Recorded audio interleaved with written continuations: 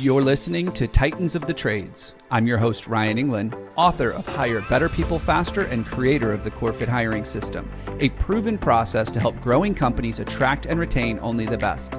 I'm on a mission to revolutionize the perception of the trades and elevate it to new heights.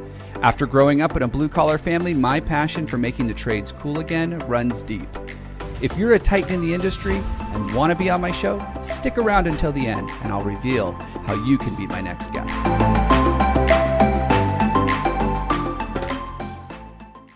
You are in for a real treat today.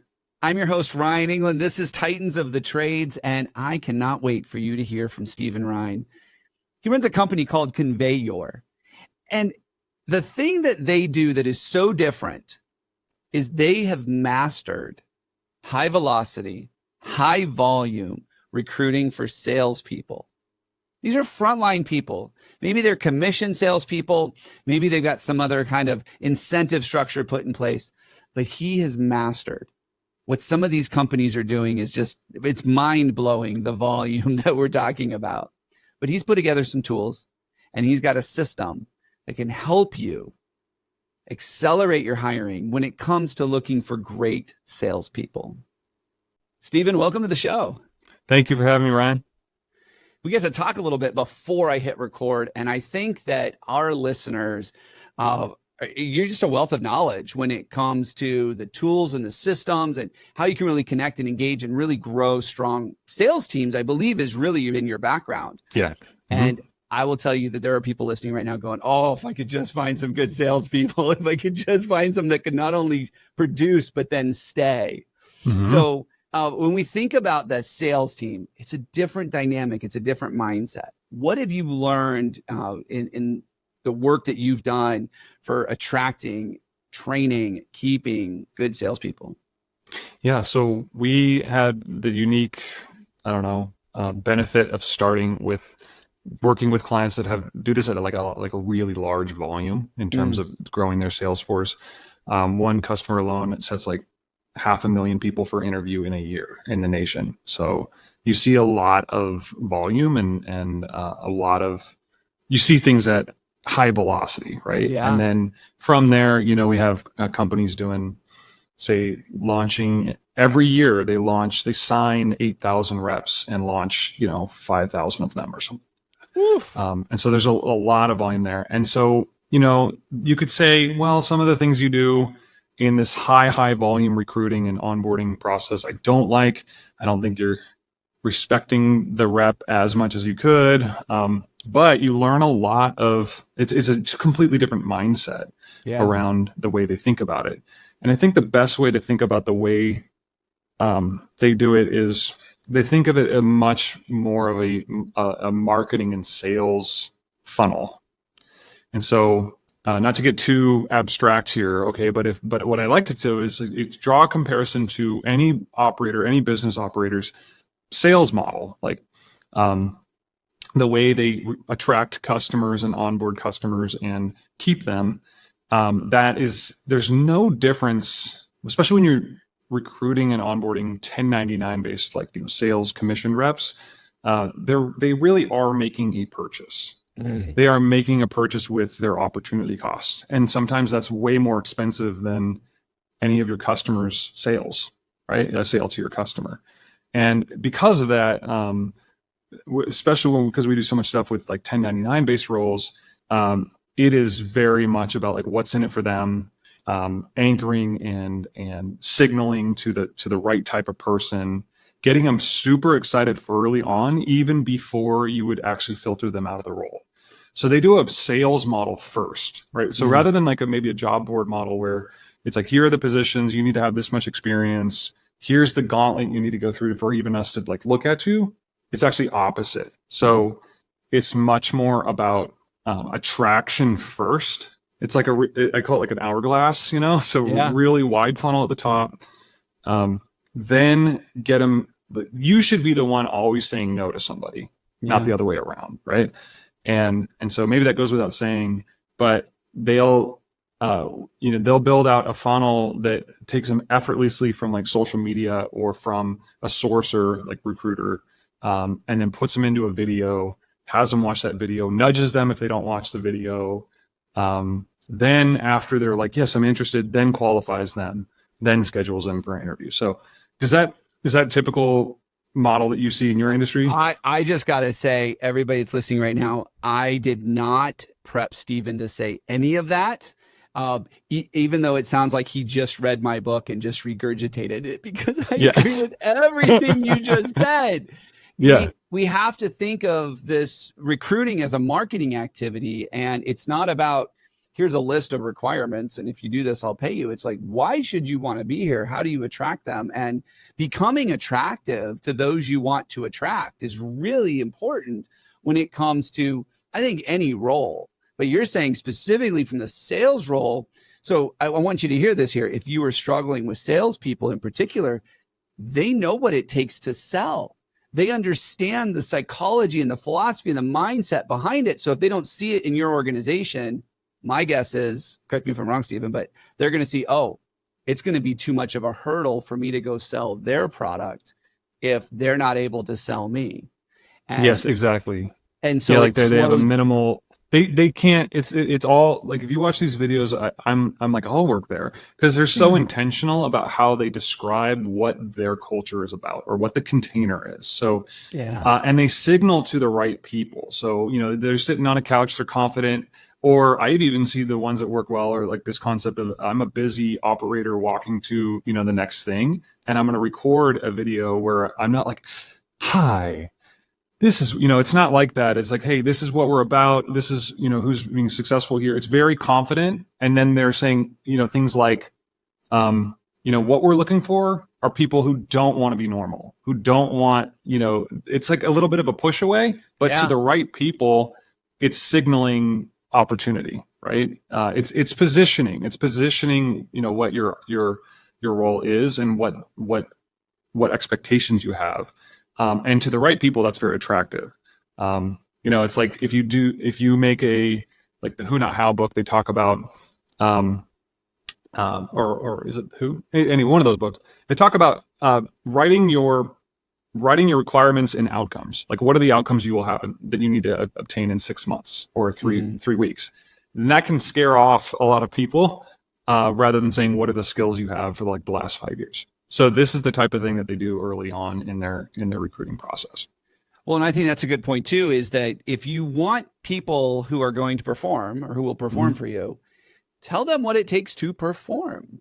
Don't worry about what they've done. Worry about what they're going to do for you. So somebody told me this: if you want to hire people with a good work ethic, hold them accountable and make them responsible. Like, it's that simple. Yeah. But as employers, I think we're so busy and sometimes we're so panicked to fill a position, we forget that, we've got to let people know how to put points up on the scoreboard. We've got to let people know what they're responsible for and what they have the authority to make decisions for. And we forget to tell them this. And so they don't want to play the game with us. That's true. But what you're seeing, and I want to go back to this just for a second, just so that everybody heard it. You're working with clients that are, they're interviewing 500,000 people a year. Yeah. I mean, they're setting 500,000 people for interview. They're doing large group interviews that are more like webinars. Okay. Yeah. Where they're talking about the role, and then there's heavy automation on the back end of that, right? And again, it's a lot more like a marketing funnel that you have on a site for your customers. So I want to make sure that people don't tune out and say, oh, well, I'm not hiring I don't interview 500,000. I'm lucky if I can just interview 50. Yeah. But I think the principles that we're talking about, I mean, people are people. Human behavior is human behavior. If you want the best, these principles that these giant companies are using and this velocity that they're creating around the hiring process, you can use a lot of those principles because you're going to appeal to the top salespeople anyways. And so you can take these principles, and that's one of the things we really pride ourselves on at Core Matters. A lot of the principles that we teach, enterprises have been using them for decades, which is why they're always winning the best people. And we teach them to the small businesses because it's so exciting. I mean, for me, that's why we connected. It's so exciting to help somebody who has a phenomenal offer. Maybe it's local or regional, and they have a phenomenal offer, great product. One of my favorite things is seeing a company that's been in business for 10, 15 years, has had solid profits and operated well, but they just haven't expanded. And then some of these bigger, door to door or big sales orgs come in and they're like, what is going on? I mean, they're just kind of, growing really quickly here. And I love taking that company with the better offer, honestly, sometimes, and seeing them double, in terms of size of like team. I just get much more thrill over that than seeing like the other big company go from 8% to 9% or something. So, well, and I think too, like you said, one of the downsides of this kind of volume is that they don't get to spend as much time building the relationship, working on that, because it's a machine. And I see these large organizations, even in the way they treat their customers, it's a machine. Now, they can duplicate their product or service over and over and over again because they know how to do it. They're really good at that. But you don't get that bespoke or custom. You don't get that attention that you're going to get from that smaller organization that says, hey, you know what? We've got to spend the time with our customers because they're the ones that take care of us. Yeah. And well, I push back on this a little bit because I think initially smaller companies just have as much exposure to automation. And my argument, if I like to draw a comparison to, so when's the last time you submitted a support ticket to Amazon? I still like Amazon, for what I use it for. I don't need to submit a ticket.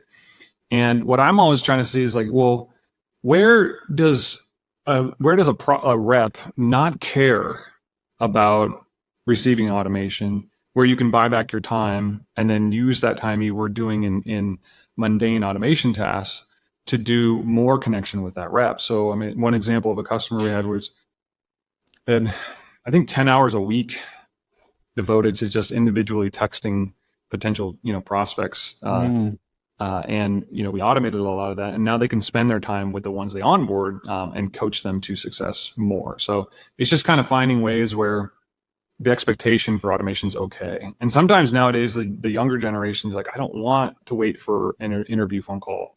I just want to self-schedule. Right? Yes, absolutely. And I'm a huge fan of automation. I just think that sometimes we tend to automate the things that humans are going to be best at, like connecting with people. Like it drives me nuts when this retailer thinks they know what I want to buy because there was some bot that said, well, based on these buying habits and his demographic and this zip code, this is what he wants to buy. And I get the same stuff over and over and over and over again. Or you could hire a human being to have a 5-minute phone call with me and figure out what it is that I want to buy and then send me that stuff and create a customer for life. Instead, I'm sitting here, how can I unsubscribe fast enough? Yeah, because they've removed the human element using automation. And what you're saying is automation is okay. Automation is great. I agree. But if you're going to automate something, don't go do more menial tasks. Go spend time with your people. Go build the relationships. Go work on the human condition and the relationship with them, because that's where you're going to get your greatest return. Absolutely. I think, if you don't mind, another thing that I see these larger companies doing, especially when it comes to salespeople. So going back to the topic of sales, growing your sales org faster, is they see the recruiting experience as like a long tail activity. So the recruiting, especially again, back to like 1099 commission-based, roles, is the recruiting is the recruiting department, the onboarding department, the training department, they're flipped backwards. So the rep experience from the very first time the person hears about the opportunity all the way through the process is the same. They keep it very on rails and linear because reps will nope out or look at other opportunities they'll onboard into 2 different things at the same time and quit one. So the best ones it's not like back in the day where you're tenured for 35 years in Boeing or something like that, where you're going to stay at the same role for a long time. They're looking for the best opportunity. And if they say yes to the recruiting process, and then that's slow, or the agreement process is slow or whatever, right? They might just silently quit on you. And so you could have somebody that's still in the funnel, but they're probably 60, 70% in terms of belief. So they go to do the role. But I say, well, as far as training goes, how could you get the belief and confidence so high just in the recruiting and onboarding process where you get to the point of training that they would go on YouTube to learn your industry if they had to. where it's more of a belief building exercise. So building confidence all the way up until they actually do the physical thing is a big deal. Yeah, I see that a lot of times the companies, they'll do a really good job at the first part, the top of the funnel. They're really good. And then it just all falls apart. Yeah. And there's still these people in the funnel because they're like, well, that's where I'm at. But to your point, they don't believe, they're not engaged anymore, and they're looking at other opportunities. And then when you're like, you moved a little faster, made them an offer. We see this happen all the time in the trades, especially. They make an offer, they'll come work for you for 2 weeks, and then they ghost you.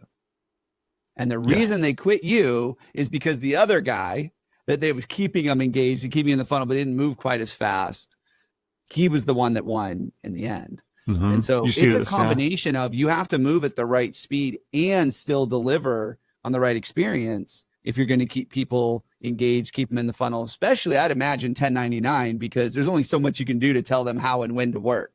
Yes. Yeah. You can't cajole that. You can't. Yeah. Exactly. So it has to be more about being a part of the team and bringing value to the customers and those kinds of things, and that company culture that they're going to say, yeah, these people are going to invest in me. They're going to train me. They're going to take care of me. That's where I get excited about. So we talked a lot about recruiting. I'd love to shift topics here for a second. What do you see in the worlds of training?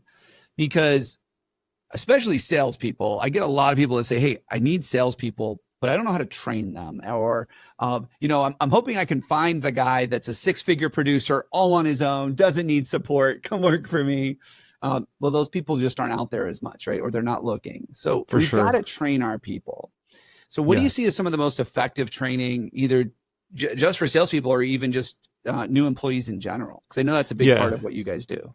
Yeah, so I'll try to keep this tactical. So the first tactic that I see a lot of these companies doing is they treat their training like a game. So what I mean by that is they connect their training and what you don't give a rep is just as important as what you do give them, in my opinion. So what they do is they line up the training to be just what that rep needs to be successful for the first milestone to be reached. So instead of just giving all your training all at once and saying, hey, learn all these pro things and all of these closes and everything like that, what you're trying to do is get them to the first aha moment. We would do the same thing with our customer. Like the first time you make a phone call to them, it's so much correlation to just customer stuff. It's the same stuff, like attract them, close them, keep them, retain, it's all the same. And so, for example, I want to train a rep to be successful on setting an appointment first, right? And just focus heavily on that. And then if let's say they didn't make a first sale, but they were really confident in setting appointments. Okay, now I know that costs you because you have leads and it costs the customer, the company, but they're not going to quit because they have the hope that they're doing one thing really well, and then they can stack on top of that. And so I always just think the hardest thing for all the companies we work with in terms of training is like what comes first and when. That's just like, or what, how do you organize it? I have so much in my mind, like where, how do I give it to them? And so I say, just start with that anchor, which is what's the first win for a rep and how do I train against that? And then just line up the training to match that. Then you release the training based off of the milestones that they were likely should hit. So at this point, you should be doing this. Here's some training on that. The way we do training is typically through, mobile text message based to a link. It takes them into a platform to do micro learning training. So you have a typical, you might have some in-person training, but the big thing is not that training's hard. It's keeping it top of mind. Yeah. And so we will quiz the rep weeks after their initial training with little quizzes, like little top of mind backfill to the right answer. So you what is, when the customer says this, or they have this type of meter or whatever, what are you supposed to say? And then they answer the question. And then afterwards they get a little 1-2 minute reiteration to keep them, keep that concept top of mind. So it's really about killing that, just the forgetting curve of the initial training. Yeah. And then obviously giving them a place to do on demand where they can look up something really quick if they get stuck. I see that with the training. I love what you're saying here, because the human mind can only process so much training before it has to go out and and do something with it. Like you can only visualize the practice or only practice so much before you got to go play the game to see if the practice is working. And if we don't give them a way to put points on the scoreboard early, they're going to burn out on practice if we don't let them go play the game. And what you're saying is give them the micro learnings just enough so they can put a point up on the scoreboard. And then they've got 1 point and they're like, ooh, maybe I can do that again. Maybe I can do that again. And the points might just be appointments. And then eventually the points over time become commission checks. Yeah, and now you've just stacked these skills on top of each other to get there. And I think we see people do that all the time, especially in the work we do with the trades, is they bring someone in, they say, okay, we're just going to work on drains today. And then we're just going to teach them how to do this thing. And then we're just going to work on replacing fixtures. And then over time, we're going to continue to do this. But it's very much a hands-on training. And so if you don't have enough jobs to do it, then they don't get the training, which is why we're starting to see more and more platforms come in with video training or micro learnings like you're talking about. So I think it's really cool because you're going to train people to do it your way anyways. As an employer, you're going to train them to do it your way. So why not train them some of the best skills as well? Because you have no idea if they got those somewhere else. Yeah. So I love that you're taking people in that raised their hand and said, I want to be a salesperson. And then you're teaching them your way to get the appointment, your way to close the deal, your way to. So I think that's really cool. I'll tell you one other thing about, there's a missed opportunity in training that I just have to talk about, which is like, it's not even training, it's belief building. And I'll give you a quick example. So tier one manufacturing company for automobile parts. Okay. They had a huge attrition rate for the people coming in to do the job, working the line and quitting day 2 because they were sore on the line. Or they were they were very anxious because they felt they were very slow. Like that's kind of the exit interview. I was slow. I felt like people were frustrated with me. So what do? They went around with the HR guy and he recorded videos of people that had been working there for like 2-3 weeks and said, hey, tell me about your first day. And then they covered those objections. Okay. Like, well, I was really sore, but like it went away the next 2 days after that.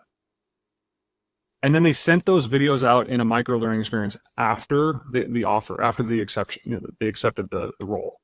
And so it's not even training. It's just more of belief building so that that person is amenable to doing training because they believe that they can do the role. We call that in our program, we call it expectation setting. Yeah. Setting expectations, because I believe that if in the first 90 days someone quits or you terminate them, it's because someone's expectations, either real expectations because you committed to them or they committed to them, or unrealized expectations because you made them up. They made them up, you made assumptions. Expectations weren't met. They didn't perform the way you thought they would. You weren't as nice a boss as they thought you would be, whatever that is. Expectations are met. So what you're talking about is just setting proper expectations with people so that they have the belief they can succeed in the role. When you started telling your story, it reminded me, we had a client that used to put shovels in the new kid's hand. You'd show up for his first day of work, he's like, here, you're going to dig ditches. Literally, I mean, this is what they did. Sweet. And they dig ditches for 8 hours. Whoa. And then the kid wouldn't come back on day 2. They're like, see, nobody wants to work anymore. I'm like, that kid can probably not move. Right? He has things hurting that he didn't know existed. And he's probably in bed going, I can't do this anymore. And so we made a slight little shift and we said, first day, no more than 2 hours of doing the shovel. The rest day, shadow. Whatever it takes. And then over time, and after like 2 weeks, he could dig ditches for 8 hours a day and he believed he could do it and feel like he could do it. And he had some of that muscle memory and strength building. But we tend to do that. We tend to throw people in thinking, oh, they'll figure it out. Well, I think that comes from, I call that kind of like silent passive hazing. So think about all the bad onboarding experiences we've had in the past, right? Yeah. Well, hey, they'll get through if they get through, right? Or they'll get through the process. I got my onboarding wasn't great. Why do they deserve an onboarding? Why do I need to take the time to make this really stellar for somebody? They just need to go through the same experience. Well, okay, but in the meantime, there are 3 other companies that are just doing like exquisite onboarding that you're competing against, right? Yeah. That don't take that kind of like chip on the shoulder of it. It would be so nice if you came work for my company, or it would be so benefit you so greatly to come work for my company. Yeah. I think still people have that a little bit sometimes. Oh, I do a ton of work in the construction space, and I can't tell you how many times I've heard a superintendent say, well, back in my day, we didn't have all this safety stuff, and everybody wasn't a wuss, and we just showed up and we just got to work, and if our boss yelled at us and cursed at us, we just shook it off and got back to work. And I was like, yeah, well, your day is no longer here. It is a different world. It is a different generation. Yeah. And I'm not saying we need to pander to them, but we do need to understand that maybe we need to change a little bit. Like the labor crisis exists in the construction space because construction companies refuse to change the way they treat people. Yeah. That's the bottom line. And some of them are finally coming around and going, maybe we need to do things a little differently. It's psychologically, it's separating the concept of hard work and knowing what's going to come ahead, because that's what the expectation's gone up. Because before we get, like, I worked at a meat shop growing in high school, right? You show up the meat shop, he made me clean the gutters and do all this random stuff and all I did was clean the walls for 8 hours, right? But they never said what was going to be next. They never, it was always held on by the onboardee, okay, the onboarder. So I think millennials are fine working hard. I have, millennials on my team work really hard. It's just that they want to know what is going around the corner so that make sure there's no dragons around the corner. So if you put that out front, like you're talking about with expectations, we expect you to work hard. This is what's going to happen. This is how onboarding is going to play out. This is what you're going to do on your first day. Setting those, that's what they're yearning for, is the information. Yeah. We can keep going. And there's so much cool stuff here. And I think that you and I are going to have to do a round 2. Yeah.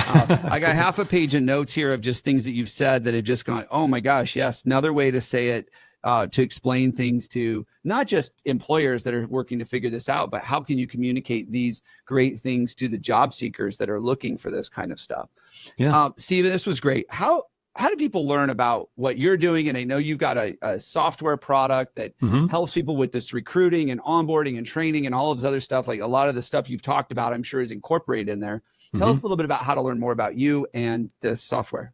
Yeah, so I think if you're interested in learning more about what I do, just check out our website. It's conveyyour.com. So CONVEYOUR.com, like convey and your put together. And we specialize in software that helps companies recruit, onboard, train, and retain more people. Now, we don't provide like content like you do, or all of the strategy like you do, but we are the canvas, so to speak, to do it all really smoothly and efficiently. So love it. Again, check out the site, and there's a way to schedule a demo there on the site if you want to talk to one of our people. It's awesome. Steven, thank you so much for this. I mean, it's packed full of stuff. And for those listening, we will have a link to that in the show notes. So if you're behind the windshield right now, don't worry about it. When you get back to the shop, you can pull that up and check out the software and the tool that they have. I like to say that when it comes to tools, when it comes to your people, the best tools are the ones that you use. So I mean, this one seems like there are so many aspects of the employee life cycle and journey that your software touches that it could be a one-stop tool for you and really impact a lot of areas of your business. Steven, thank you again. This was great. Thank you, Ryan. Thanks for having me. Bye-bye.